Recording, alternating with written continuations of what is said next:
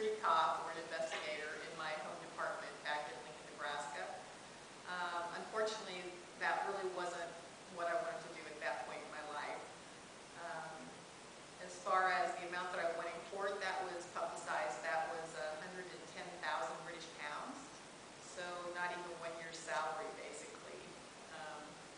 Because I was making at that time a little over 1 year's salary, because in the mission at that time I was making $85,000 tax-free, which was about double my police department salary in Lincoln, Nebraska.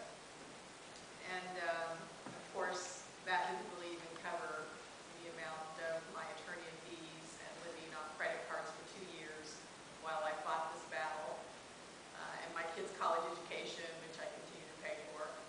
So yeah, it was really just a slap on the hand. It was more of a, I guess, principle end for me. Were they fun? No, no. I mean, just the 110,000 that they had to pay me was it at that time. And in 2001, when I won this lawsuit, it was keep in mind this was before the current whistleblower laws came into effect, and before there was a lot of backlash from other organizations. So no, they weren't fine.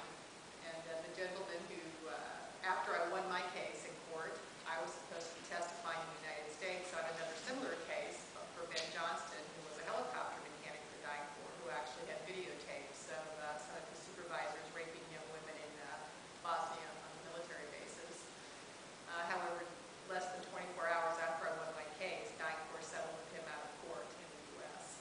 And they were to be going to against RICO and RICO charges, racketeering influence, corrupt organization charges, and apparently didn't want me to testify in that case either. Oh, really? No. Right there. Hi.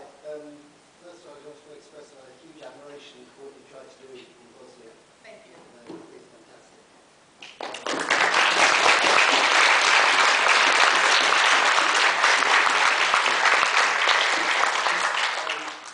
I got two very brief questions. One about the movie. Because it said at the beginning, this is it's a movie. It's not a documentary. So the first question is: are there any substantive ways in which the story we saw in the movie differed? I mean, obviously real life is much more complex than that, and we have to shorten it. But are there any major ways in which the movie is different from what happened to you? And secondly, briefly, that some time ago, I mean, Bosnia politically has not moved forward greatly, but has it moved forward, do you think, in terms of trafficking? Definitely yes, move forward in terms of trafficking. I'll start with your second question first. I don't have facts or figures to back that up, but realistically, because the mission no longer exists in Bosnia, there's not a lot of human trafficking going on into Bosnia right now. The human trafficking goes with the flow of where its missionaries go, so human trafficking will follow that where the money, where the international money is to support this trade. But also Bosnia has worked very hard, their government, on trying to develop and implement certain laws. I know they were participating in the U.S. government's 3-tier program, and they were trying to get off the 3rd tier, the 2nd tier, 1st tier, where they are judged and rated on types of laws and rehabilitation and things like that. So once again, they are making small steps, but the issue of human trafficking into that country is not as great as it was 10 years ago. First part of your question, how the movie and my real life story, I guess, truth versus fiction, or truth versus fiction. Well, you can see I'm different than Rachel, right? So I guess in reality, I was much more the person who DynCorp really did, even more so than is depicted in the film. They really didn't like me very much because I am a very outgoing, outspoken individual who says it as it is and calls a spade, and that's exactly what I did with these individuals who were in that mission. But for the most part, the story is quite factual, with the exception of the very beginning of the film. My personal life story is slightly different. I actually have 3 children, not 1. I was actually divorced 10 years before I ever went to the mission, and my youngest daughter was 15, my son was in college, and my second daughter was headed off to college. So I really wasn't the kind of, I guess, divorcee mom that's depicted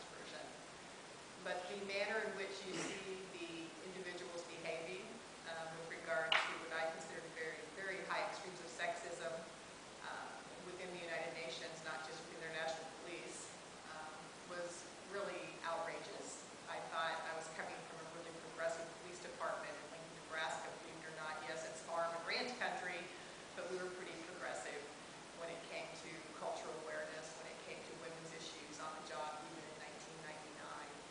So to come into an international mission with the United Nations, my expectation was quite high that it would at least be as good as what I was leaving. And I came to find out that it was completely different. In fact, it was very much like it's depicted here in the film. So the situations with the girls, in fact, these are all composite stories, which the director and writer have used from my actual story and from other victims who they interviewed in East Europe. They traveled for about 2 years around East Europe, interviewing victims, going to human rights organizations, and trying to actually get some real stories whose names they changed and sequences and things like that. But several of the stories that you are seeing actually are cases that I've worked.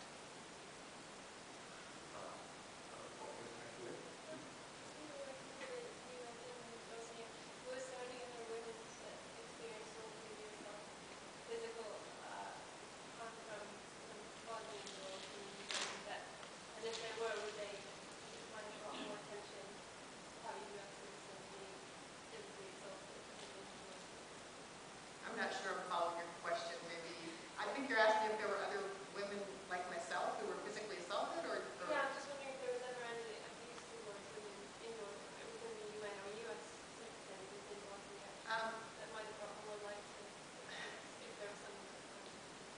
there was a lot of verbal abuse toward women, similar to me in general, not just American women, but Bosnian women and local women who were working as secretaries and things of that nature within the UN. Women were very much, in my opinion anyway, downtrodden and treated as second-class citizens. With regard to women actually being physically abused, that a couple of, at least one employee of 9-4 was sent home for assaulting a female there. I think she was in a boyfriend-girlfriend type relationship with him. I don't think she was a trafficking victim at the time. But yeah, there were instances where that happened. No, there's not a lot that can be done in those cases because when there's a situation like that, the United Nations turns those situations back over to the home countries for disciplinary follow-up, and then those home countries simply send those monitors home, and basically the situation's resolved with the criminal investigation ever being done. I'd like to congratulate you as well. I think you've made a fantastic stand. I'd like to say, having worked for UN agencies in 3 continents, I can partly answer the previous questioner's question. The UN has no policy on sexual discrimination. It is not against any UN rules, and if it's not in the UN rules, there is no UN procedure for dealing with it. It pushes it to one side.